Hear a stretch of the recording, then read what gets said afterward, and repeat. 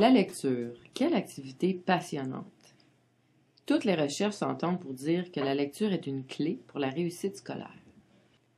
Mais au fait, qu'est-ce qu'un bon lecteur?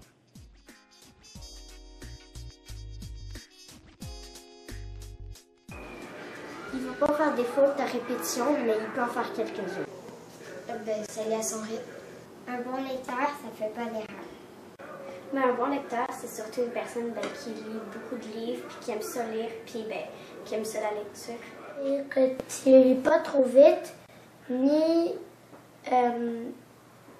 trop lent, et que tu lis bien. On fait le son des lettres et après ça, on met avec un autre lettre et ça fait un mot. Un bon lecteur, c'est quelqu'un pour qui la lecture est devenue une activité de vie courante, de la même manière que le sport, les activités sociales, les rencontres en famille, les sorties. Pour moi, un bon lecteur, ça se résume à un enfant ou quelqu'un qui aime lire, qui, lorsqu'il lit, comprend ce qu'il lit. Et lorsqu'il nous fait la lecture, on comprend bien ce qu'il lit, ce qu'il dit. Pour moi, c'est à peu près ça, un bon lecteur.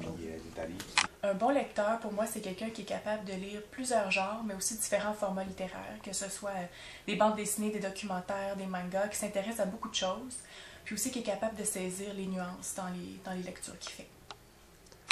C'est quelqu'un qui a soif de connaissances. C'est tout.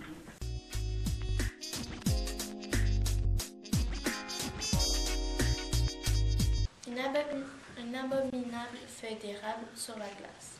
Les hivers de mon enfance étaient des saisons longues. Nous vivions entre 3 lieux, l'école, l'église et la patinoire. Mais la vraie vie était sur la patinoire. Les vrais chefs se manifestaient sur la patinoire. L'école était une sorte de punition.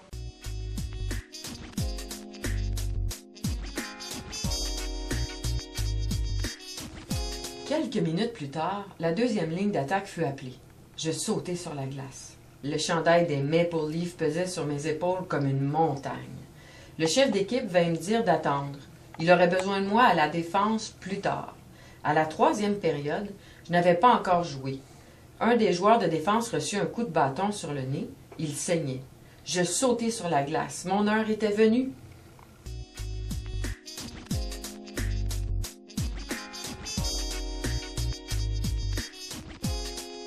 Une abominable feuille d'érable sur la glace.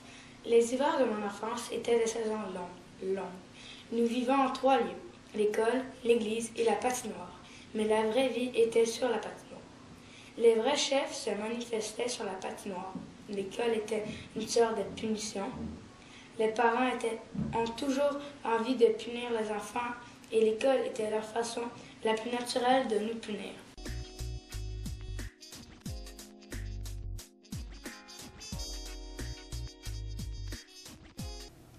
C'est de la persécution.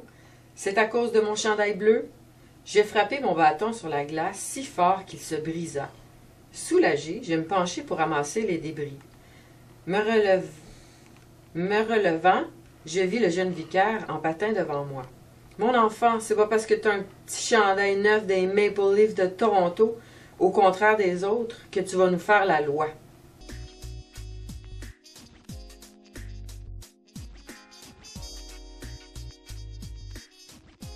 Les hivers de mon enfance étaient des saisons longues.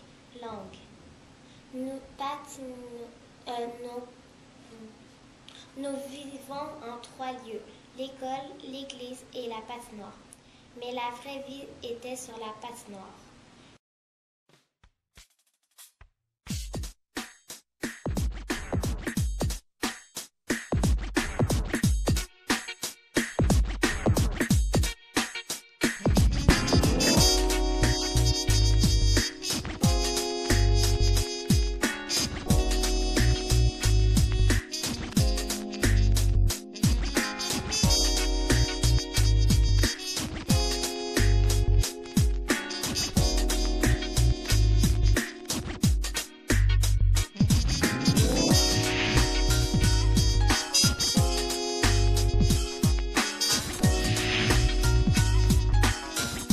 Béatrice, c'est ton tour. Toi, quel est le livre qui te plaît le plus pour lire? C'est quoi? Princesse Bouton de Rose. Princesse Bouton de Rose. Excellent. T'aimes ça, les princesses, toi? OK. Est-ce que t'aimes ça lire? Oui. C'est quoi ton autre livre? Mickey Mouse. Ah ouais, c'est un classique, hein?